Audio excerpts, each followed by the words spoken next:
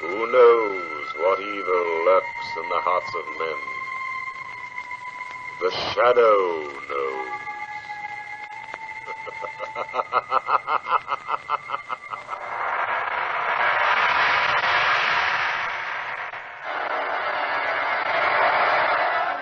Once again, we bring you the thrilling adventures of The Shadow, the hard and relentless fight of one man against the forces of evil. These dramatizations are designed to demonstrate forcibly to old and young alike that crime does not pay.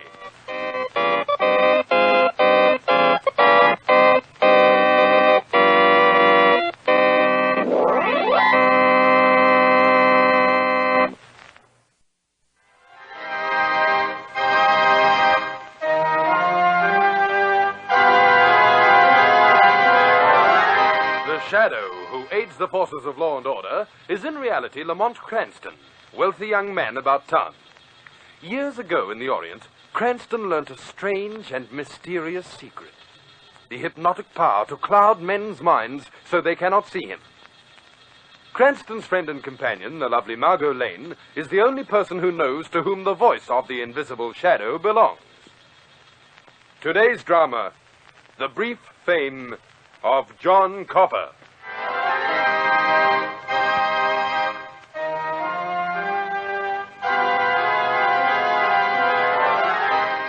In a large sub-cellar room, illuminated by flickering lanterns, a group of tough-looking men take chairs. One man mounts a dais, raps for order, and a strange meeting begins.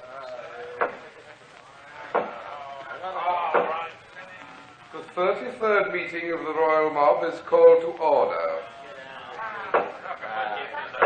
Order, please. Order. And now let us proceed with the meeting. Miss Harsh will call the roll. Snowy Allen? Here. Bluey Brady? Bluey Brady. Mark him absent, Miss Harsh. Happy Herman? Here. Com Crandall? Com Crandall. Dear me, this is very strange. I believe I instructed all members to attend this meeting. There can be no excuse for Brady and Crandall not to show up. There is, boss. What's that? Why? Brady's dead, boss, and Crandall's in jail. What? It's that amateur detective fella, Lamont Cranston, boss. He's been working with the police. He fixed Brady and Crandall. Ah, yes, Mr. Cranston. That gentleman has been extremely annoying lately. You've got to do something about it, Chief. This makes 7 members the Cranstons removed in 2 months. Yes, Gentlemen, there is an old saying. Always meet an unusual problem with an unusual solution. I believe I have an idea that might work. Yeah? Let's hear it, boss. It is simply this, gentlemen. I propose to have Mr. Cranston accused of a crime. But the police are his friends, Chief. Even if they were convinced, they'd think it was only a temporary lapse and they'd let him off lightly. True, and that is why I intend that the evidence against Mr. Cranston shall be watertight. Therefore, I'm going to see to it that he is captured and convicted by the shadow. You're surprised, gentlemen? My thought is this. Even if the police help Cranston, when it reaches the ears of the shadow, he will see that he pays the full penalty. The shadow has always menaced crime. Now let him help us. You can't do it, boss. Mr. Happy Herman has the floor. You're not in your right mind. Nothing but trouble will come from getting mixed up with a shadow. You're out of order, Happy. But I'm not out of my head. What are you trying to do, send us all to prison? I've done a lot of crazy things for you, but I'm not going to play around with a shadow. Where's your gun, Happy? Huh? What are you talking about? We always have to leave our guns outside. You know that, Chief. Yes, Happy. But mine isn't outside. No, boss. You don't trust your president, Happy. That's no good. I'm afraid you can't belong to us if you lack confidence. No, boss. No, for the love of chair me. hereby declares you stricken from the rolls. Miss Harsh will appoint a committee to dispose of the body. Meeting adjourned.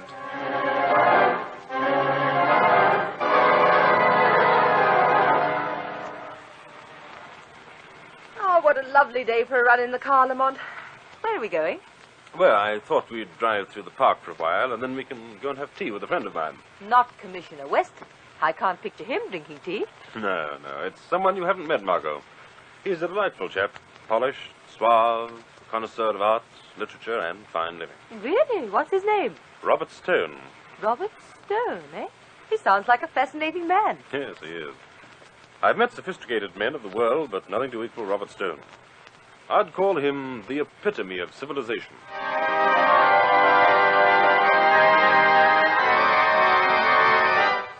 As I was saying, Miss Hodge, the epitome of crime is murder. We must have Mr. Cranston accused of murder, and nothing less than murder. But how are you going to do it, Chief? He's a pretty clever fellow. Cranston has one weak spot through which we can attack. You see, Miss Hodge, since Cranston is so well schooled in the ways of crime, we shall throw him off guard by leading him in the opposite direction. Oh, I don't understand. Miss Hodge, with many men, a hobby becomes a passion. And in the pursuit of that hobby, they sometimes become blind even to the obvious. Cranston has such a hobby, Chinese porcelain. I think through Chinese porcelain I can persuade Mr. Cranston to become involved in a situation he would ordinarily view with extreme suspicion. I still don't understand. It's simple. I will maneuver Mr. Cranston into a position where he will say things and do things before witnesses. Things that the court will accept as evidence of premeditated murder. Oh. Then the members of the royal mob will see that the shadow hears of it through the underworld bush telegraph. I see. Incidentally, who's going to be murdered? Dear me, I'd almost forgotten. We must have a murderee. Miss Harsh, you'd better run out and get me a body. Yes, Chief. How do you want it, Chief? Dead or alive? Alive, Miss Harsh.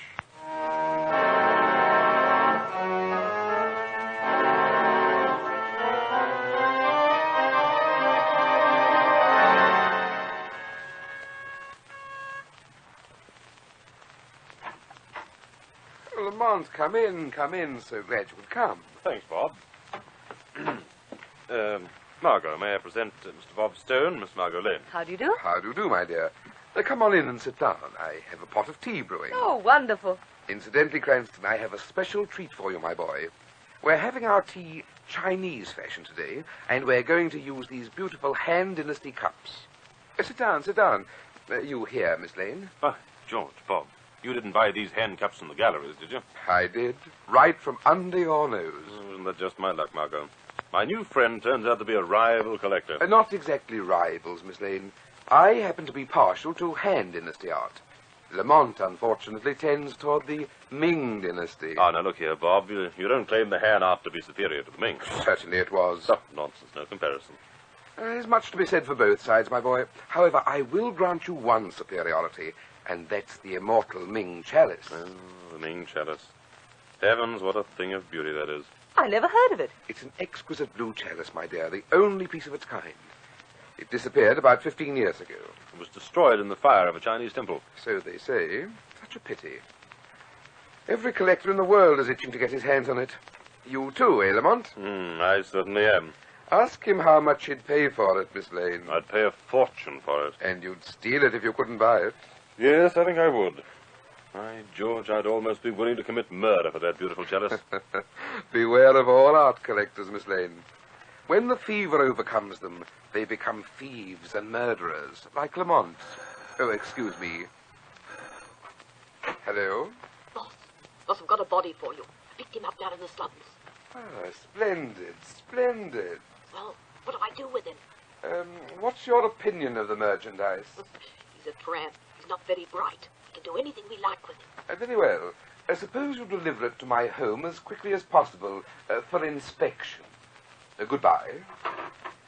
Pardon the interruption, my friends. And now, Lamont, prepare yourself for a shock. A shock? Lamont, the Ming chalice wasn't destroyed. I know where you can buy it. What? Staggering news, eh? Yes, it's true.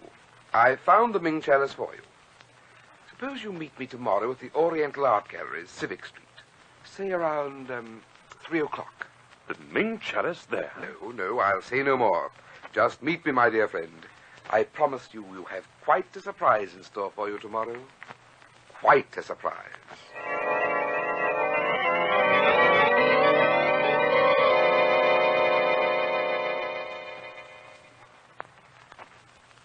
All right, Chief. Everything's set for this afternoon. You've had the empty store at Civic Street stocked with my collection? Yes, it looks like a genuine art store.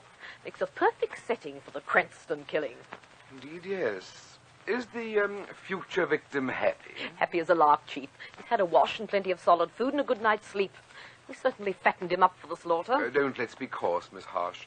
We must be solemn in the face of death. Please bring the happy gentleman in. Oh, right away. Oh, come in, Mr. Copper. Mr. Stone wants to speak to you. Mr. Stone, you're awfully nice to an old man like me. I got to thank you. Nonsense, my friend, nonsense. Frankly, I did this because I want you to do something for me. Oh, what? Help me play a practical joke on a friend. I suppose we go along to my shop in Civic Street and I'll tell you all about it. I'll be glad to help you any way I can, mister. Only I must warn you, I haven't much humor inside of me. I've never been able to see a joke. Ah, but you will when I tell you, Mr. Copper. I pledge you my word. It'll kill you.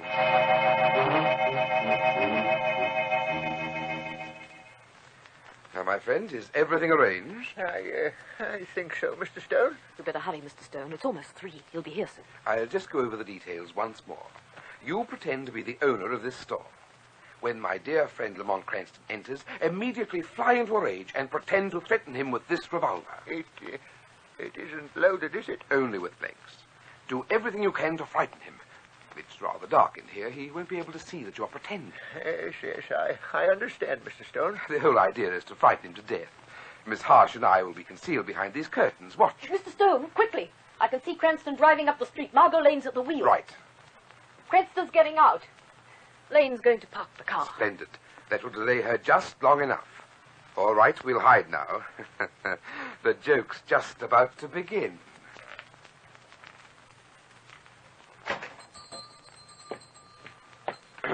Good afternoon. Is my friend Mr. Stone here? I'm Lamont Cranston. Yes, you're Lamont Cranston. I know you. I've been waiting for you. Oh, what are you doing with that gun? This is the chance I've been waiting for. I'm going to give you what you deserve, Cranston. Stop it, you fool. Give me that gun. What? Are you out of your mind? I'll kill you. Let go, will you? Good work, Chief. He's out cold. Hey, Mr. Stone, you... Give me that gun, Miss Harsh. Hurry. Miss Lane will be here soon. Mr. Stone, no! No! Work quickly, Harsh. Step out the back door, run round and meet Lane coming in. I'll plant Cranston's prints on this gun with the one shot fired. Right, Chief. Now, Mr. Cranston, let's get your prints on this gun so the shadow will be convinced you're the murderer. And now Copper's revolver must be hidden then out the back door. Oh, Mr. Stone will be here in a moment. He's just trying to find some place to park his car. Well, I don't envy him. I just... Lamont! Lamont! Why, what? Oh, Miss Lane. Mr. Cranston's on the floor. And that other man. What? Well, where's the lucky Mr. Cranston? Is he... Oh, Mr. Stone. What is this? Mr. Stone, something terrible's happened. Lamont's unconscious, and that other Why, man is... He's dead. This is strange. Lamont! Lamont! Wake up, what's happened here? Oh, my head. Oh, that stupid man. My dear boy, you must pull your wits together. What happened here? What's the gun doing there? Lamont, what did you do? I don't know, Margot. I'm not sure, but I think I've just killed this man.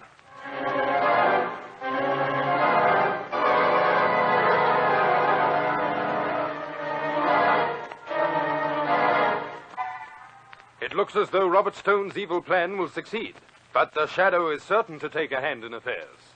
But first, let's listen to our announcer.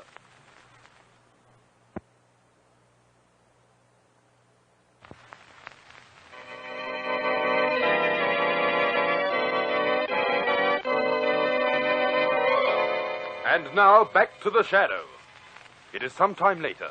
The police have been notified of John Copper's death, and we find Lamont Cranston, Margot Lane, Robert Stone, and Miss Harsh in the office of Commissioner Weston at police headquarters. Cranston, I want you to understand something right from the start. Because you're a friend of mine, I'm going to be harder on you than I would on anyone else. Now, you were found in that store with the murdered dealer. He was shot dead with a gun lying close to your hand. Evidently, you'd been in some kind of fight with him. Now, I want you to answer me truthfully. Did you kill him? I don't know. Believe me, Commissioner, I don't know. Ah, you don't know. What sort of an answer is that? Don't you understand? There was a fight. I was knocked out. Perhaps I killed him. I don't know. Why were you fighting? Well, I don't know why. I've never seen him before in my life. Ah, well, then why were you down there? It was the Ming chalice. Quiet, Miss Lane. But it was... Don't say anything. Now, just a minute. I'm still police commissioner, Mr. Stone. I'll tell the witnesses what to say. What's this about a Ming chalice? It's a rare work of Chinese art. Lamont was very anxious to buy it. Don't say it, Miss Lane. Don't say what? I'm talking to Mr. Stone. Don't say what. Answer. I can't. Mr. Stone, perhaps you're doing Mr. Cranston more harm than good. Perhaps you had better tell the truth. Lamont, it's up to you. What should I do? Well, I don't know what you're trying to conceal, Bob. But the truth never hurt anyone. Tell it. Very well. I was afraid Miss Lane would reveal that Lamont had said, jokingly of course, that he would cheerfully steal or commit murder for that chalice. Oh, he did, eh? Cranston, I can't understand this. What's got into you? Commissioner, I don't even know what happened. All I know is I might have killed that dealer. Lamont, my boy, you listen to me. We'll get you the best legal defense that money can buy. No matter what happens, Lamont, remember you can trust me. I'm your friend.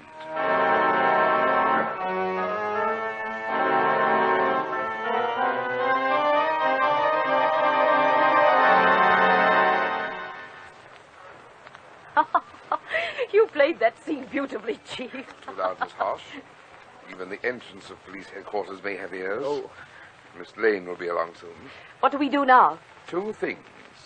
First, have Joe the penman take care of Cranston's claim that he never knew the dead dealer. And you will have Joe forge complete correspondence. Plant some letters in Cranston's flat and in the store. Uh-huh. Make the subject the purchase of the Ming chalice. Right you are, Chief. Is there anything else? Yes. We've got to make sure the Shadow gets interested in the case. To do this, we'll have to arrange Cranston's escape from jail. Escape? Isn't that step obvious? The Shadow must assume that Cranston is escaping justice because of his friendship with the police. He will. The newspapers are already saying that. In fact, one paper is asking why the Shadow hasn't come into the picture. Fine. Eventually, we arrange it so that the Shadow hears I wish to see him. Wait, here comes Lane. Look sympathetic. Oh, not me, Chief. I've got work to do. I'll see you later. Oh, Mr. Stone, this is awful. They put Lamont in a cell. There, my dear. Oh, you were wonderful inside. I can't thank you enough. My dear, I've got bad news for you. What do you mean? That was all bluff inside. Lamont is in a very bad position. I doubt if the best lawyers in the world could help him. Oh, no, you can't mean it. We've got to take strong measures if we want to help Lamont. What do you mean? We've got to get him out of jail and out of the country. It's his only hope. But how? I'll arrange the details. Go back, Miss Lane. Try and see Lamont. Tell him that escape is his only hope. Tell him to hold himself ready. Tell him that I'm arranging an escape for him. Tell him that his friends will never let him down.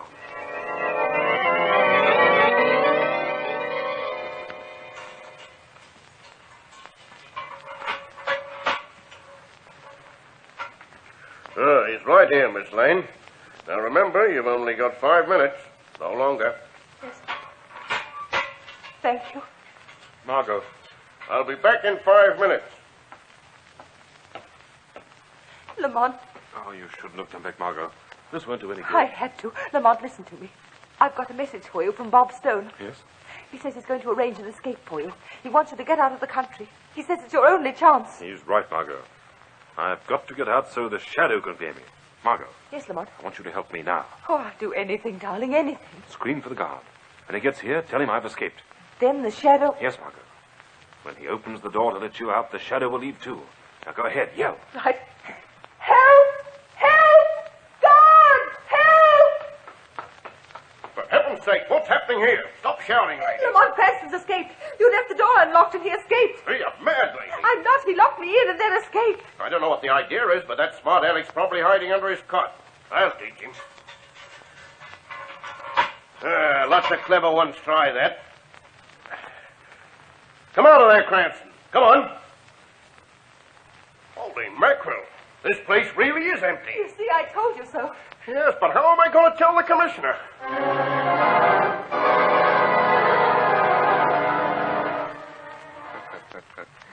So Cranston has escaped from jail. I don't know how he did it, but he saved me so much trouble. His escape has ensured his finish. I've heard rumors that you wish to see me, Robert Stone. Why, it's the Shadow. It is? Shadow, a great injustice is being done in the murdered art dealer case. Really? Yes, the police have let Cranston escape. So I've heard. Shadow, I've been afraid to tell what I know because of the police. But Cranston did commit that murder. I saw him. That doesn't sound like Cranston, Stone. But it's true, Shadow. And I know other things about Cranston. This is very interesting. Shadow, have you ever wondered where Cranston got his money? Has it ever occurred to you that being so friendly with the police, he's in a unique position to blackmail criminals, or to take money from the police for information? You think that that's how he got his money? I'm positive of it. Shadow, Lamont Cranston is nothing but a thief, a blackmailer, a police informer, and now I'm afraid a murderer. I think you should check up on him, Shadow. Why are you telling me this? I want to see justice done. Mr. Stone, many thanks from the Shadow to you. And I promise justice will be done.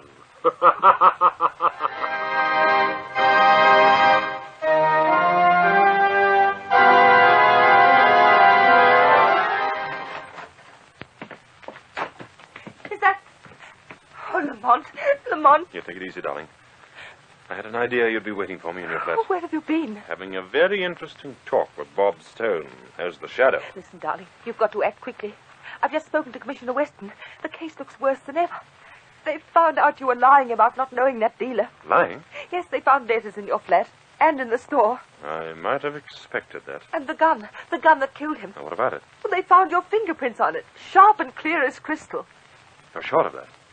On the .45 revolver? Yes, I'm sure. That's the best news I've had in a long time.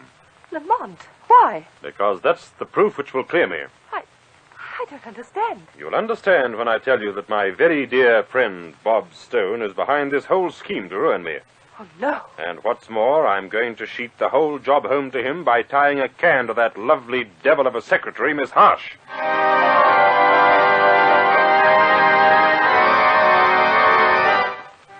Everything's fine, Chief. We planted the letters just in time. Yes, the police must have found it by this time. Splendid work, my dear, splendid. What do I do now? Hold the fort, my dear. I'm going to an informal meeting of the gang right now. I'll be back in a few hours. Right. Goodbye, Chief.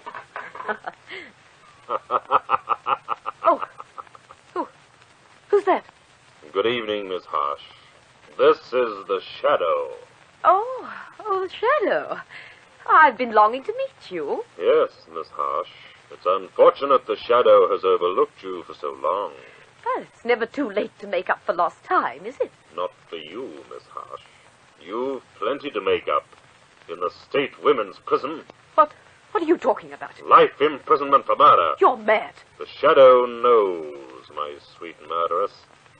The Shadow knows that Lamont Cranston is being held for a murder you committed. That's a lie. It was cleverly planned, Miss Harsh, but not clever enough to fool the Shadow. No, it's not true. The evidence is being sent to the police commissioner.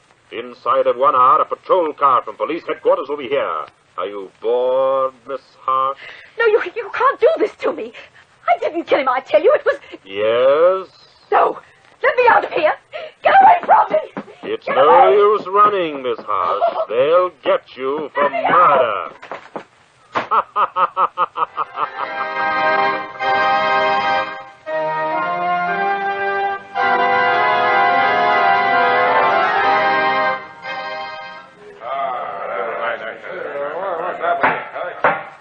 Take your seats, gentlemen. Order, please. Order. I call the 34th meeting of the Royal Mob to order. At the end, for heaven's sake. Boss, it's Miss Harsh. Let her in, someone. Be quick about it. Something's happened. At the end, Chief, please. Hurry. Oh, Chief. The Shadow knows all about us. He came to the house just after I spoke to you. He's accused me of murder. Said I was going to be sent to jail for it. You've got to help me, Chief. You can't let him do this to me. Who's that? Who rapped for order? Boss, look, the gavel on your table. It's moving by itself. This is impossible. I call this meeting of the royal mob to order. We will begin the meeting with the calling of the roll. Robert Stone. It's the Shadow. Robert Stone, accused by the Shadow of leading the royal mob, planning and executing innumerable crimes, attempting to have Lamont Cranston convicted of murder. Get hold of him, somebody, quickly. Jean Harsh. No! Accused by the Shadow of aiding and abetting Robert Stone in each and every crime. Stop him, someone, for heaven's sake! The Shadow demands order, gentlemen. Order. Joe the penman, counterfeiter, thief, and confidence man. Pat Murphy, gunman and murderer. The Shadow will mark the remaining members of the royal mob as present or accounted for. The Shadow announces that all of you will shortly be accounted for by the city police. Listen, do you hear, members of the royal mob? The police have arrived for an accounting. The reign of the royal mob is ended by the Shadow. Gentlemen, your meeting is adjourned.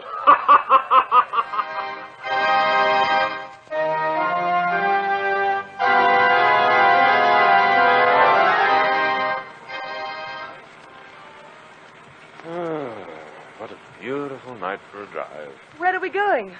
I hope not to visit any more of your friends. Now go look at those stars.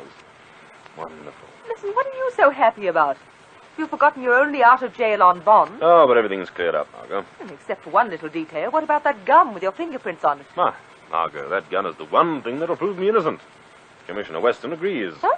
How? Oh, simple, my dear. Remember you said my prints were sharp and clear as crystal? Mm-hmm. Well, when you fire a .45 revolver, it's impossible to leave sharp, clear prints. The gun has too much kick. Obviously, those prints of mine were planted on that gun. Oh. And that's where Stone slipped up. Yes, but he slipped up in another place, too. Where? Well, Margot, I've known all along that Stone was up to something. I played along to find out what it was. Oh, you're way over my head, Mr. Cranston. And you see, dear, I knew he was lying about the Blue Ming chalice. You see, although every collector in the world thinks that it's been lost or destroyed, I happen to know where it is. What? Yes, Margot. It happens to be locked away in a certain lamasery in Tibet. The lamasery where I learned the secret of the Shadow.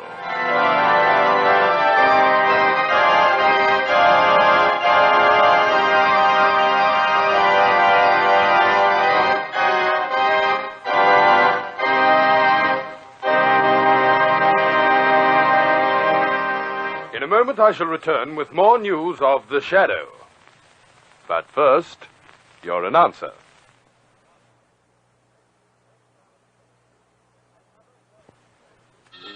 Next week, same time, same station, another Shadow story. Crime does not pay. The Shadow knows. Be sure to listen. This feature was produced by Reg Johnston for Grace Gibson Radio Productions. A masterpiece of suspense.